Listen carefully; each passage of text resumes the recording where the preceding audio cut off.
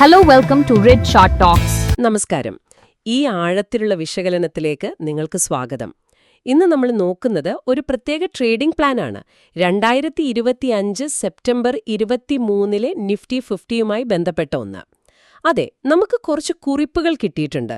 ഇതിൽ ചില സാധ്യതകളും തന്ത്രങ്ങളും ഒക്കെ പറയുന്നുണ്ട്. അപ്പം നമ്മൾ ഇന്ന് ശ്രമിക്കുന്നത് എന്താണെന്ന് വെച്ചാൽ ഈ പ്ലാനിൽ പറയുന്ന കാര്യങ്ങൾ, അതായത് വാങ്ങാനുള്ള സാധ്യതകൾ, വിൽക്കാനുള്ള സാധ്യതകൾ, പിന്നെ പ്രധാനപ്പെട്ട വില നിലവാരങ്ങളൊക്കെ ഒന്ന് മനസ്സിലാക്കാനാണ്. ഓർക്കുക, നമ്മൾ ഈ കിട്ടിയ വിവരങ്ങൾ വെച്ചാണ് സംസാരിക്കുന്നത്. ഇതൊരു ട്രേഡിംഗ് ഉപദേശമായിട്ട് എടുക്കരുത് കേട്ടോ. അപ്പോൾ തുടങ്ങാമല്ലേ? ഈ പ്ലാനിൽ ആദ്യം തന്നെ ഒരു പൊതുവായൊരു കാര്യം പറയുന്നുണ്ട്.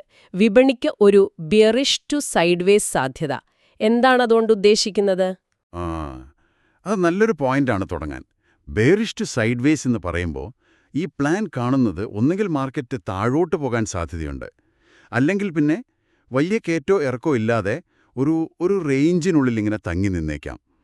അതായത് വലിയൊരു മുന്നേറ്റം അങ്ങോട്ട് പ്രതീക്ഷിക്കുന്നില്ല എന്ന് വേണം കരുതാൻ. ഈ ഒരു ചിന്ത വെച്ചായിരിക്കാം ബാക്കി കാര്യങ്ങൾ പ്ലാൻ ചെയ്തിരിക്കുന്നത്. ഇതിന്റെ കൂടെ വേറൊന്നും കൂടി പറയുന്നുണ്ടല്ലോ, വോളിയം കൺഫർമേഷനോടെ സോണുകൾ പിന്തുടരുക എന്ന്. എന്താണ് ഈ വോളിയം കൺഫർമേഷൻ? അതിന്റെ പ്രാധാന്യം എന്താ? വോളിയം കൺഫർമേഷൻ അത് പ്രധാനമാണ്. ഒരു വില ഒരു പ്രധാന ലെവൽ ബ്രേക്ക് ചെയ്യുമ്പോൾ, അപ്പോൾ മുകളിലേക്കോ താഴോട്ടോ ആവട്ടെ, ആ നീക്കത്തിന് എത്രത്തോളം ശക്തിയുണ്ട് എന്ന് നോക്കാൻ ഈ വോളിയം, അതായത് ട്രേഡിങ്ങിന്റെ അളവ്, സഹായിക്കും. നല്ല വോളിയത്തോടെ ഒരു ബ്രേക്ക് നടന്നാൽ ആ നീക്കം വിശ്വസിക്കാം, അതൊരു ശരിക്കുള്ള നീക്കമാണെന്ന് കരുതാം. അതാണ് ഈ പ്ലാൻ പറയുന്നത്. ഓഹോ, അപ്പോൾ ഉറപ്പിക്കാനായിട്ടല്ലേ? അതെ. വോളിയം കുറവാണെങ്കിലോ ഒരുപക്ഷേ അതൊരു തെറ്റായ സിഗ്നലാകാം. ഫോൾസ് ബ്രേക്കൗട്ട് എന്നൊക്കെ പറയില്ലേ, അതുപോലെ. അതുകൊണ്ട് ഓരോ പ്രധാന നീക്കത്തിനും ഈ വോളിയം നോക്കണം എന്ന് പറയുന്നു. ശരി. അപ്പോൾ ഓരോ സ്റ്റെപ്പിലും ഒരു ചെക്കിംഗ് വേണം. ഈ ബെയറിഷ് സൈഡ്വേസ് കാഴ്ചപ്പാടും വോളിയം കാര്യവും മനസ്സിൽ വെച്ച് നമുക്ക് വാങ്ങാനുള്ള സാധ്യതകളിലേക്ക് പോകാം. Buy side. ആദ്യത്തേത് ഡിപ്പ് ബൈ. ഇവിടെ വാങ്ങാൻ പറയുന്ന റേഞ്ച് 25,160, 25,120 ആണ്. സ്റ്റോപ്പ് ലോസ് SL അത് 25,080. ടാർഗറ്റ് TGT 25,220 അല്ലെങ്കിൽ 25,280. അതെ, ഡിപ്പ് ബൈ. പേരുപോലെ തന്നെ വില ഒന്ന് താഴോട്ട് വരുമ്പോൾ, ഒരു ഡിപ്പ് വരുമ്പോൾ വാങ്ങുക. മാർക്കറ്റ് ചിലപ്പോൾ ബെയറിഷോ സൈഡ്വേസോ ആയിരിക്കാം. എന്നാലും വില താഴോട്ട് വന്ന് ഒരു സപ്പോർട്ട് എടുക്കാൻ സാധ്യതയുള്ള സ്ഥലത്ത് വെച്ച് വാങ്ങുക. ഒരുപക്ഷേ ഈ പ്ലാൻ അനുസരിച്ച് 25,160, 120 ഒരു സപ്പോർട്ട് സോൺ ആയിരിക്കാം. അവിടെ താഴ്ചയിൽ വാങ്ങാൻ പറയുന്നു. അപ്പോൾ ഈ സ്റ്റോപ്പ് ലോസും ടാർഗറ്റുമോ, അതെങ്ങനെ അതിൽ വരുന്നത്? റിസ്ക് മാനേജ്മെന്റ് ആണോ? തീർച്ചയായും. ഈ സ്റ്റോപ്പ് ലോസ് നോക്കൂ, 25,080. അത് വാങ്ങുന്ന സോണിന്റെ 25,120 തൊട്ടു താഴെയാണ്. ഇതിന്റെ അർത്ഥമെന്താ? വാങ്ങിയ ശേഷം വിചാരിച്ച പോലെ വില മുകളിലോട്ട് പോയില്ല, താഴോട്ട് പോയി. ആ സപ്പോർട്ടും ബ്രേക്ക് ചെയ്താൽ 25,080 എത്തുമ്പോൾ വിറ്റ് നഷ്ടം കുറയ്ക്കുക. അതാണ് പ്ലാൻ. ഓക്കെ. ടാർഗറ്റുകൾ 25,220 അല്ലെങ്കിൽ 25,280. അത് വില നമുക്ക് അനുകൂലമായി പോയാൽ എവിടെ ലാഭമെടുക്കാം എന്നും പറയുന്നു. ചുരുക്കത്തിൽ ഈ ഡിപ്പ് എടുക്കുമ്പോഴുള്ള റിസ്ക്കും വാങ്ങിയ വിലയും SLും തമ്മിലുള്ള വ്യത്യാസം, കിട്ടാൻ സാധ്യതയുള്ള റിവാർഡും, ടാർഗറ്റും വാങ്ങിയ വിലയും തമ്മിലുള്ള ദൂരവും, ഈ പ്ലാൻ ഒരു ഏകദേശ ധാരണ തരുന്നുണ്ട്. വ്യക്തമായി. ഇനി വാങ്ങാനുള്ള അടുത്ത സാധ്യത ബ്രേക്കൗട്ട്. മാർക്കറ്റ് നല്ല ശക്തിയിൽ മുകളിലോട്ട് പോയാൽ എന്തു ചെയ്യണമെന്ന്. വാങ്ങേണ്ടത് 25,320 മുകളിലാണ്. Stop loss 25,260. ടാർഗറ്റ് 25,380 അല്ലെങ്കിൽ 25,460. ഈ 25,320 എന്തെങ്കിലും പ്രത്യേകതയുണ്ടോ? ഉറപ്പായും കാണും. വെറുതെ ഒരു നമ്പർ തരില്ലല്ലോ. ബ്രേക്കൗട്ട് എന്ന് പറഞ്ഞാൽ തന്നെ ഒരു തടസ്സം മറികടക്കുക എന്നാണല്ലോ. ഒരു സാധ്യത ഈ 25,320 എന്ന ലെവൽ മുൻപ് പലതവണ വിലയ്ക്ക് മുകളിലോട്ട് പോകാൻ പറ്റാതെ തടഞ്ഞു നിന്ന ഒരു റെസിസ്റ്റൻസ് ലെവലായിരിക്കാം. ശരിയാണ്. അപ്പോൾ വില നല്ല ശക്തിയോടെ, നല്ല വോളിയത്തോടെ ഈ ലെവലിന് മുകളിലോട്ട് പോയാൽ അത് ആ ബെയറിഷ് സൈഡ്വേസ് അവസ്ഥ മാറി പുതിയൊരു കയറ്റം തുടങ്ങാനുള്ള സൂചനയായി ഈ പ്ലാൻ എടുക്കുന്നു. അപ്പോൾ ഡിപ്പ് ബൈ പോലെ പെട്ടെന്ന് ചാടി കയറാതെ കുറച്ചുകൂടി ഉറപ്പുവരുത്തിയിട്ട്. ഒരു തരത്തിൽ അതെ. ഡിപ്പ് ബൈ ഒരു സപ്പോർട്ടിൽ പിടിച്ചുള്ള വാങ്ങലാണ്. ബ്രേക്കൗട്ട് ബൈ ഒരു റെസിസ്റ്റൻസ് പൊട്ടിച്ചുള്ള വാങ്ങലാണ്. പിന്നെ ഇവിടെ ശ്രദ്ധിക്കേണ്ടത്, വാങ്ങുന്ന വില 25,320 മുകളിൽ കുറച്ച് കൂടുതലാണ്. അതിനനുസരിച്ച് സ്റ്റോപ്പ് ലോസും 25,260ഉം ടാർഗറ്റുകളും 25,380, 25,460ഉം മുകളിലാണ്. അപ്പോൾ ഇത് കുറച്ചുകൂടി ശക്തമായൊരു മുന്നേറ്റം പ്രതീക്ഷിക്കുന്ന ഒരു തന്ത്രമാണ്.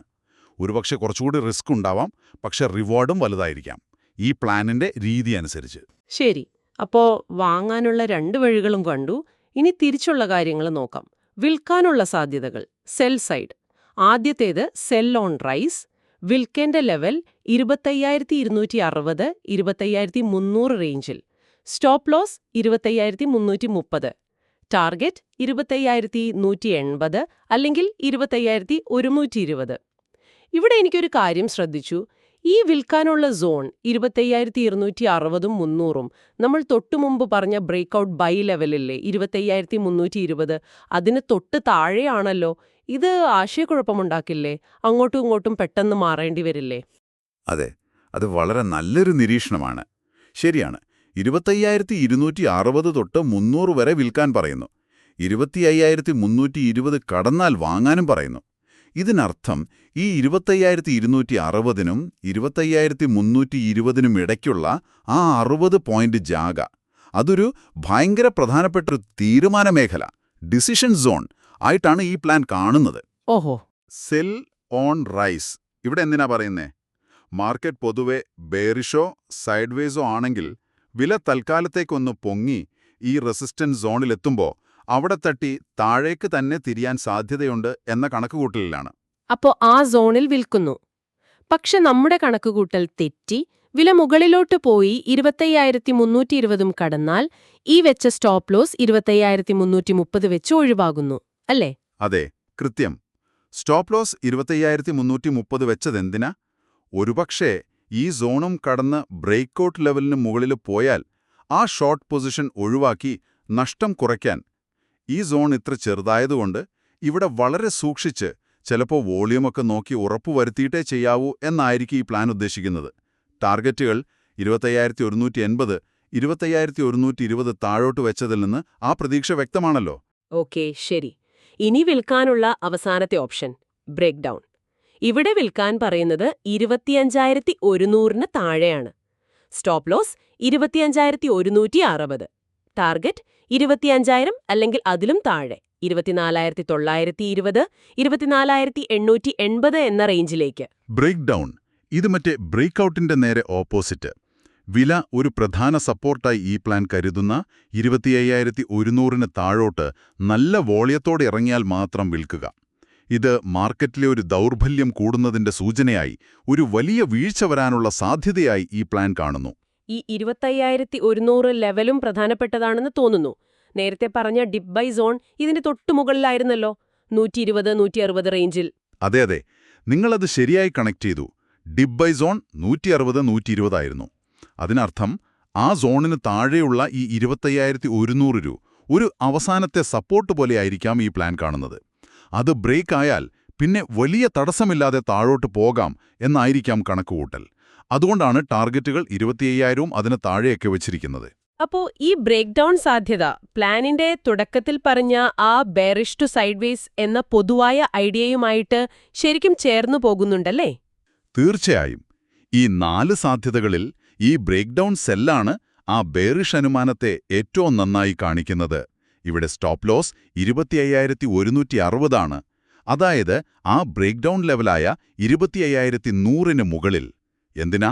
ഒരുപക്ഷേ വില വീണ്ടും തിരിച്ചു കയറി ആ സപ്പോർട്ടിന് മുകളിൽ വന്നാൽ ആ സെൽ പൊസിഷനിൽ നിന്ന് രക്ഷപ്പെടാൻ.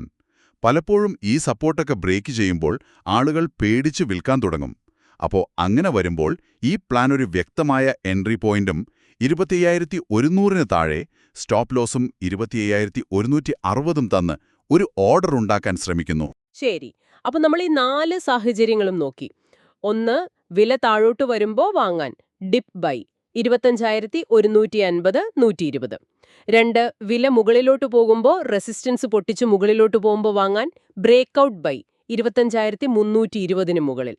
3, വില മുകളിലോട്ട് പോകുമ്പോൾ റെസിസ്റ്റൻസ് സോണിൽ വിൽക്കാൻ സെൽ ഓൺ റൈസ് 25,260, 300. 4, വില സപ്പോർട്ട് പൊട്ടിച്ച് താഴോട്ട് പോകുമ്പോൾ വിൽക്കാൻ ബ്രേക്ക് ഡൗൺ സെൽ 25,100ന് താഴെ. ഇതെല്ലാം കൂടി നോക്കുമ്പോൾ എന്താണ് ഈ പ്ലാനിന്റെ ഒരു മൊത്തത്തിലുള്ള രീതി? ഈ ലെവലുകൾ തമ്മിൽ എങ്ങനെയാ ബന്ധപ്പെട്ടിരിക്കുന്നത്? ഇതിലെ പ്രധാന കാര്യം ഈ പ്ലാൻ എങ്ങനെ ഒരു ഫ്രെയിംവർക്ക് തരുന്നു എന്നതാണ്. മാർക്കറ്റ് ഏതു വഴിക്കാൻ നീങ്ങുന്നേ അതിനനുസരിച്ച് പ്രവർത്തിക്കാൻ 4 സിനാരിയോ റെഡിയാക്കി വെച്ചിട്ടുണ്ട്. ഓരോന്നിനും എവിടെ കയറണം, എവിടെ ഇറങ്ങണം SL, എവിടെ ലാഭമെടുക്കണം TGT എന്നൊക്കെ ഒരു രൂപരേഖ തരുന്നു. തീർച്ചയായും ഈ പ്ലാന്റെ അടിസ്ഥാനത്തിൽ മാത്രം. അതായത് മാർക്കറ്റ് എങ്ങോട്ട് പോയാലും അതിനനുസരിച്ച് കളിക്കാൻ ഒരു വഴി ഇതിലുണ്ടെന്ന് തോന്നുന്നു. ഒരു തരത്തിലതെ. ഇത് നോക്കുമ്പോൾ തോന്നുന്നത് ഇതൊരു റിയാക്റ്റീവ് അപ്രോച്ചാണ്. അതായത് മാർക്കറ്റ് എങ്ങോട്ടാണെന്ന് ഉറപ്പിക്കുന്നവരെ കാത്തിരിക്കാതെ വിലയുടെ ഓരോ ചെറിയ മാറ്റത്തിനും അനുസരിച്ച് പ്രതികരിക്കാൻ ശ്രമിക്കുന്നു. ഉദാഹരണത്തിന് വില 25,120നും 25,300നും ഇടയിൽ ഇങ്ങനെ കളിക്കുകയാണെങ്കിൽ താഴെ എത്തുമ്പോൾ ഡിബൈ, മുകളിലെത്തുമ്പോൾ സെൽ ഓൺ റൈസ്. പക്ഷേ ഈ റേഞ്ച് ബ്രേക്ക് ആയാൽ, അതായത് 25,320ന് മുകളിലോ 25,100 താഴെയോ പോയാൽ, അപ്പോൾ ബ്രേക്കൗട്ട് അല്ലെങ്കിൽ ബ്രേക്ക് ഡൗൺ സ്ട്രാറ്റജിയിലേക്ക് മാറാനും പറയുന്നു. ആ ലെവലുകളൊക്കെ എത്ര അടുത്തടുത്താണല്ലേ? 100, 120, 160, 260, 300, 320. അതെ, അത് സൂചിപ്പിക്കുന്നത് ചെറിയ വില വ്യത്യാസങ്ങളിൽ പോലും ആക്ഷൻ എടുക്കാൻ റെഡിയാവുന്ന ഒരു പ്ലാനാണിതെന്നാണ്.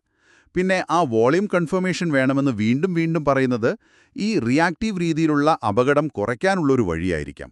അപ്പൊ ചുരുക്കി പറഞ്ഞാൽ ഈ പ്ലാൻ 2025 സെപ്റ്റംബർ 23-ലെ നിഫ്റ്റി 50-ക്ക് വേണ്ടി ഒരു ഡീറ്റെയിൽഡ് ഗെയിം പ്ലാൻ ആണ് തരുന്നത്. ബെയറിഷ് ടു സൈഡ്വേസ് എന്നൊരു ബേസ് ഐഡിയ വെച്ചിട്ട് dip buy, breakout buy, sell on rise, break down sell എന്ന 4 തന്ത്രങ്ങൾ, അതിനൊക്കെയുള്ള ലെവലുകൾ, സ്റ്റോപ്പ് ലോസ്, ടാർഗറ്റ് ഒക്കെ പറയുന്നു. നമ്മൾ ഈ വിവരങ്ങൾ ഒന്ന് വിശകലനം ചെയ്തു എന്ന് മാത്രം. ഇതൊരു സാമ്പത്തിക ഉപദേശമല്ല എന്നും ഓർക്കുക. തീർച്ചയായും ഈ ചർച്ചയുടെ അവസാനം നിങ്ങൾക്കൊന്ന് ആലോചിക്കാൻ ഒരു കാര്യം കൂടി പറയാം. നമ്മൾ ഈ ലെവലുകളെപ്പറ്റി പറഞ്ഞു. 27,100, 120, 160, 260, 300, 320. ഈ പ്രത്യേക നമ്പറുകളൊക്കെ എങ്ങനെയായിരിക്കും ഈ പ്ലാൻ ഉണ്ടാക്കിയവർ കണ്ടുപിടിച്ചത്? എന്തായിരിക്കും ഇതിന്റെയൊക്കെ പിന്നിലുള്ളൊരു ലോജിക്? അതൊരു നല്ല ചോദ്യമാണല്ലോ. വെറുതെ തോന്നിയ നമ്പറുകളാവാൻ വഴിയില്ല. സാധ്യത കുറവാണ്. ചിലപ്പോൾ തലേ ദിവസത്തെ ഹൈ, ലോ, ക്ലോസ് ഒക്കെ നോക്കിയിട്ടുണ്ടാവാം. അല്ലെങ്കിൽ പിവിറ്റ് പോയിന്റുകൾ, ഫിബനാച്ചി ലെവലുകൾ പോലെയുള്ള ടെക്നിക്കൽ ടൂൾസ് ഉപയോഗിച്ചിട്ടുണ്ടാവാം. ഓപ്ഷൻ ചെയിൻ ഡാറ്റ നോക്കിയിട്ടുമാവാം അല്ലേ? അതും ഒരു സാധ്യതയാണ്. കൂടുതൽ ഓപ്പൺ ഇൻട്രസ്റ്റ് ഉള്ള സ്ട്രൈക്കുകൾ ചിലപ്പോൾ പ്രധാന ലെവലുകളെ കണക്കാക്കാറുണ്ടല്ലോ. നമുക്കിതിന്റെ ഉറവിടം അറിയാത്തതുകൊണ്ട് ഉറപ്പിച്ചു പറയാൻ പറ്റില്ല. പക്ഷേ ഒരു ട്രേഡിംഗ് പ്ലാൻ ഉണ്ടാക്കുമ്പോൾ എന്തൊക്കെ കാര്യങ്ങൾ നോക്കാം എന്ന് ആലോചിക്കാൻ ഇത് നിങ്ങളെ സഹായിക്കും. ഈ ലെവലുകൾക്ക് പിന്നിലെ കാരണങ്ങൾ എന്തൊക്കെയാവാമെന്ന് നിങ്ങൾ സ്വന്തമായി ഒന്ന് ചിന്തിക്കുന്നത് മാർക്കറ്റിനെപ്പറ്റി കൂടുതൽ മനസ്സിലാക്കാൻ നല്ലതാണ്. തീർച്ചയായും. ഈ വിശകലനത്തിൽ ഞങ്ങളോടൊപ്പം ഉണ്ടായിരുന്നതിന് നന്ദി.